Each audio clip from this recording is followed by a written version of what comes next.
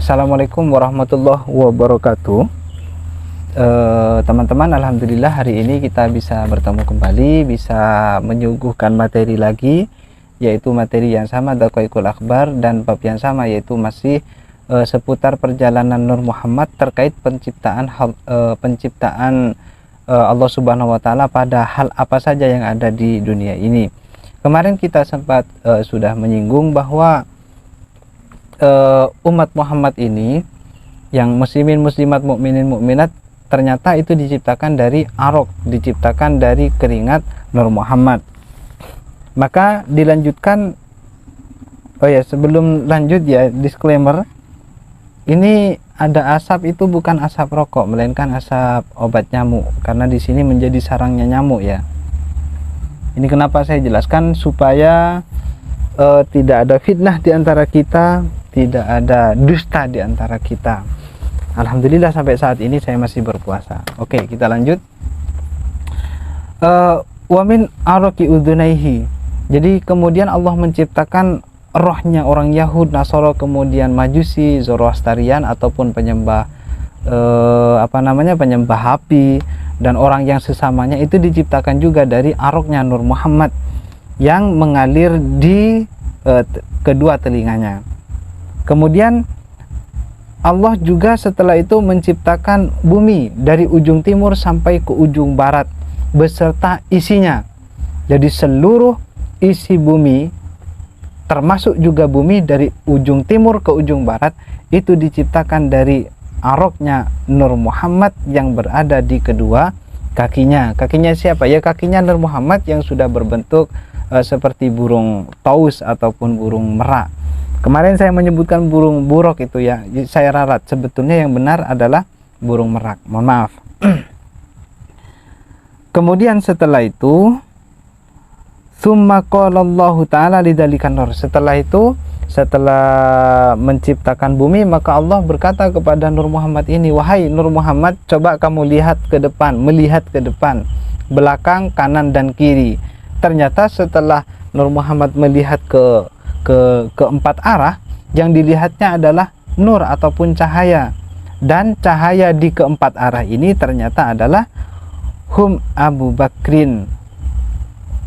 Empat cahaya ini adalah cahaya daripada Khulafaur Rasyidin, yakni Abi Bakar, Sayyidina Umar, Sayyidina Utsman, dan Sayyidina Ali radhiyallahu anhum.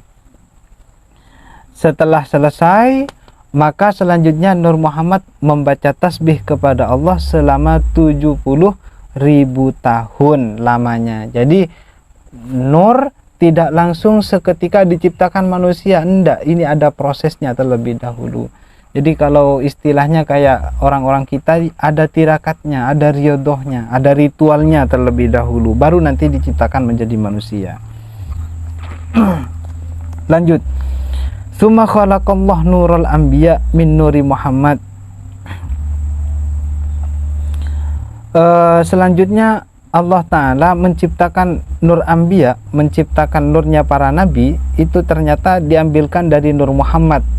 Demikian juga Allah menciptakan arwahnya para nabi, diciptakan dari ruhnya, dari arok atau dari keringat ruhnya Nabi Muhammad. Jadi menciptakan nur anbiya diciptakan dari Nur Muhammad, kemudian menciptakan arwahnya para anbiya diciptakan dari ruh, dari arok, dari keringat ruhnya Nabi Muhammad alaihi salatu wassalam. Setelah itu, maka kemudian Allah menciptakan arwah dari umat setiap para nabi. Contoh kecilnya begini, gambarannya lah, Nabi Isa ataupun Nabi Musa, maka umatnya itu, roh umatnya diambilkan dari rohnya Nabi Musa. Roh Nabi Isa, maksud saya umatnya Nabi Isa, rohnya itu diciptakan ataupun diambilkan dari rohnya Nabi Isa. Demikian juga dengan nabi-nabi yang lain. Sehingga di sini dikatakan arwahu kulli ummatin khuliqat min araqi ruhi nabiyha. Rohnya setiap umat sebetulnya itu diciptakan dari arok, dari keringat roh nabinya. Sudah, setelah itu khuliqat arwahul mu'minin min ummati Muhammad min araqi Muhammadin alaihi salam. Setelah itu Allah menciptakan rohnya orang-orang mukmin dari umat Muhammad. Jadi umat Muhammad nanti ada yang mukmin, ada yang tidak mukmin. Yang mukmin disebut ummatul ijabah, yang tidak mukmin disebut dengan ummatul dakwah. Lah, arwahnya umat Muhammad yang mukmin ini diciptakan dari keringatnya Kanjeng Nabi. Jadi kita ini adalah bisa dikatakan umat Muhammad itu ya titisan Nabi Muhammad. Umat Nabi Musa ya berarti titisan Nabi Musa. Makanya zaman dahulu orang-orang kuno ataupun orang-orang sepuh zaman dahulu itu biasanya akan memberi petuah, memberi pelajaran kepada anak-anaknya. Ojo gampang ngelangkahi wong, jangan mudah untuk ngelangkahi orang. Karena apa? Karena orang ataupun manusia itu ya diciptakan dari Nur Muhammad, diciptakan dari aroknya Nabi Muhammad. Itu bukan sembarangan. Ada lagi orang tua zaman dahulu berpesan jangan gampang ngelangkahi orang, karena manusia itu diciptakan dari huruf-huruf Al-Quran. Ya masuk akal, asalkan kita mau berpikir loh ya, dan mau mencari referensinya. Masuk akal apa yang dikatakan orang-orang zaman dahulu. Kata orang Madura, cek panggempang alengkain orang cek panggempang nantu orang, cek panggempang nokolo orang. Aja benih kebaik diri roti, aja kebaik diri Nur Muhammad aja. Kita apa di Maya kita. Ini kitabnya, ini referensinya. Kalau Anda mau bertanya, maka apapun yang dipesankan orang zaman dahulu, petuah-petuah zaman dahulu itu tidak sepenuhnya salah. Bahkan banyak benarnya, banyak bisa dicari sumber referensinya asalkan kita mau gitu. Lagi biasanya jangan suka nunjuk pakai tangan kiri. Pakai tangan kiri, ini tangan kanan, ini tangan kiri. Lah, jangan suka nunjuk pakai tangan kiri, itu termasuk su'ul adab. Kenapa seperti itu pesannya orang-orang zaman dahulu? Ya karena kita kembali coba ke hadis. Hadis mengatakan bahwa Nabi suka atayamun, suka yang kanan-kanan. Kalau pegang pakai yang kanan, kalau makan pakai yang kanan. Ini adalah bukti bahwa petuah zaman orang-orang zaman dahulu itu tidak sepenuhnya salah. Ada referensinya asalkan kita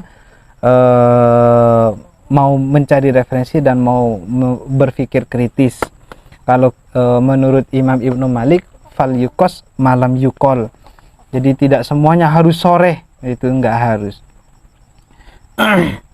Kembali ke penciptaan ini, proses penciptaan Nur Muhammad ini.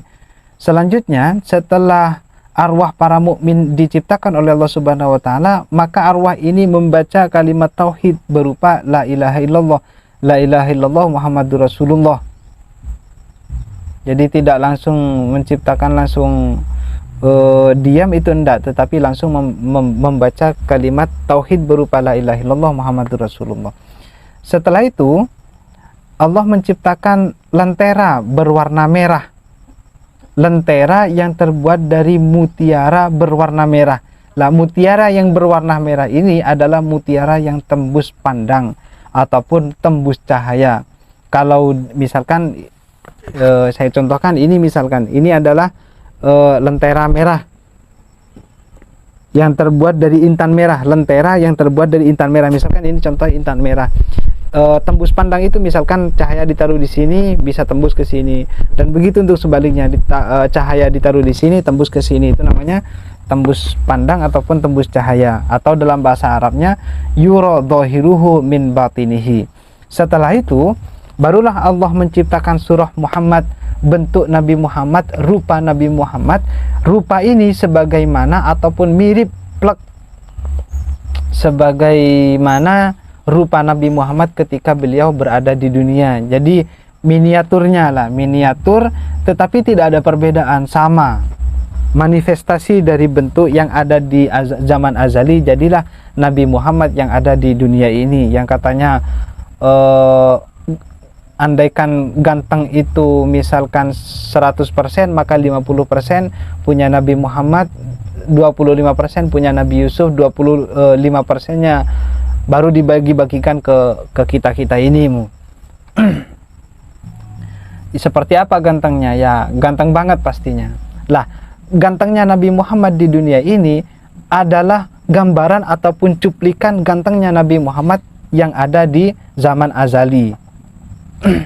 Setelah surah Muhammad diciptakan, maka surah ini diletakkan dalam lentera yang terbuat dari mutiara merah itu tadi, diletakkan di situ sambil malaikat bertawaf berkeliling di sampingnya membaca tasbih, membaca tahlil selama 100.000 tahun. Jadi Nur Muhammad tidak langsung diciptakan surah jadi manusia, enggak. Ada prosesnya. Nur Muhammad baru setelah itu menciptakan ini Allah. Kemudian Nur Muhammad ini membaca tasbih selama puluhan ribu tahun. Kemudian setelah itu baru diciptakan surah. Surah ini tidak langsung berbentuk menjadi manusia, melainkan membaca tasbih dan tahlil terlebih dahulu.